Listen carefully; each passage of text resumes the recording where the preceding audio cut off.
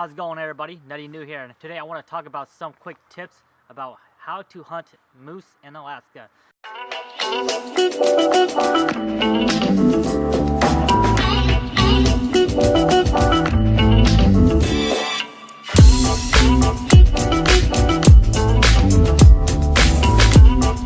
Alright guys, tip number one.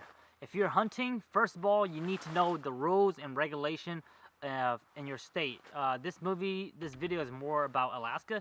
So if you're in Alaska, you gotta know what region you're hunting in, what land, property, if it's private, state, knows the rules and regulation. Have your hunting license and have your permits and any kind of harvest tags that you may need. So if you don't know any of those, you need to go do your research and learn. One of the tip that also falls in number one is also that you need to know how to identify a legal moose.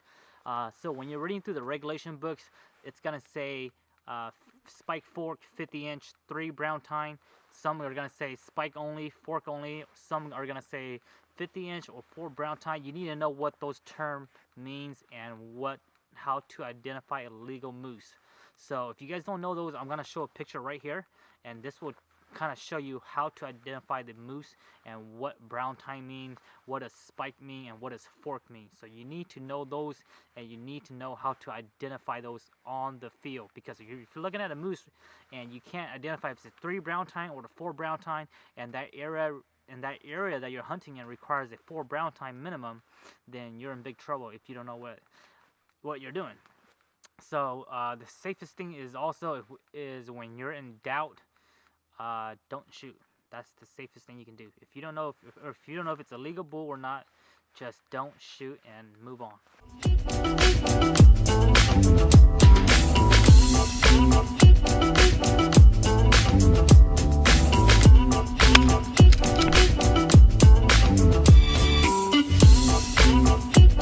Alright, so once you have understands the rule or regulation in your state, and you know how to identify a moose, I'm assuming you guys have experience with the outdoors already, so just be ready to pack your stuff, know what to bring, and then just know what to bring and know what kind of camping gear you should need. If you don't know that stuff, you shouldn't be really doing this kind of outdoor stuff, because it is made for the outdoors. Alright, so get with the program.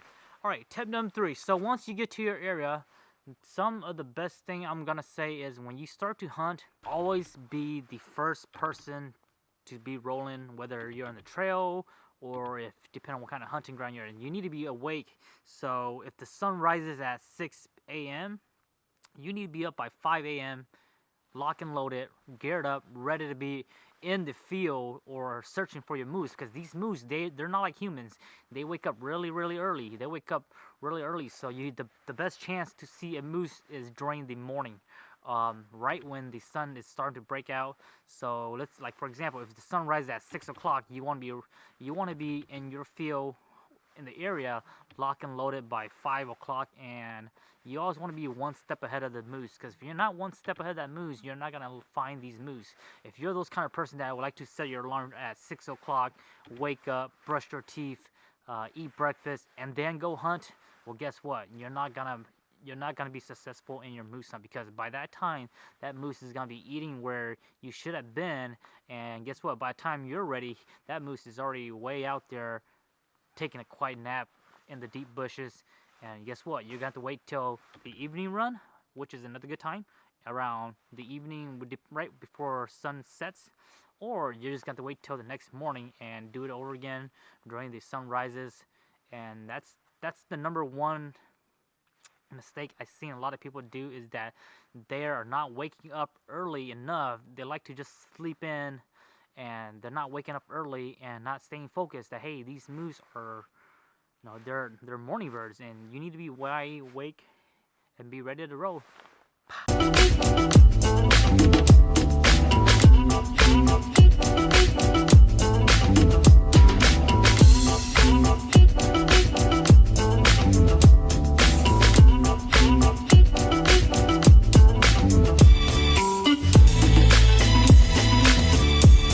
Tip number 4. Make sure you have a rifle, and make sure you know how to use a rifle, and make sure your rifle is 100% sighted in. A lot of the time, a lot of folks are going out to the field, they're shooting the day before opening day, and that's just a really, really bad idea. So don't do that, and don't be that person, all right? Don't be that guy.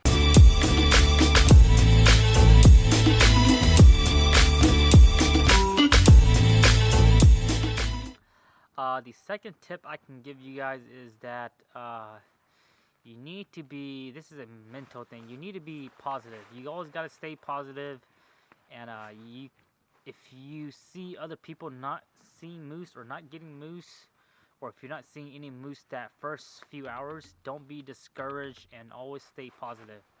Or if you're hunting and you see another hunter and he say, oh, I was over here and I didn't see nothing, you need to not take that into your mind, and you need to go search out there for yourself. So you always want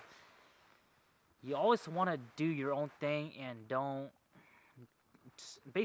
worry about anyone else. So if hunters are not getting it, or a hunter got their moose, don't worry about it. You move on, go find, worry about yourself, and stay focused. I mean, that's the biggest thing I can tell you guys right now, is you need to stay focused.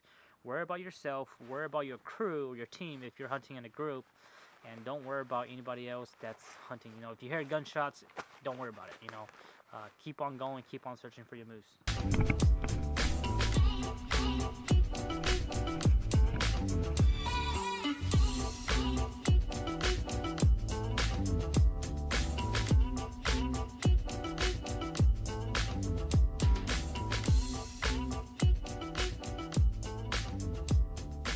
And last and foremost, we brought this up earlier in the first topic, is just stay positive during your moose hunt or during your hunting trip. Stay positive, don't get discouraged, and always work hard, because moose hunting is not easy. So stay positive, and good luck on your next hunting trip, and I'll see you next year. Bye-bye.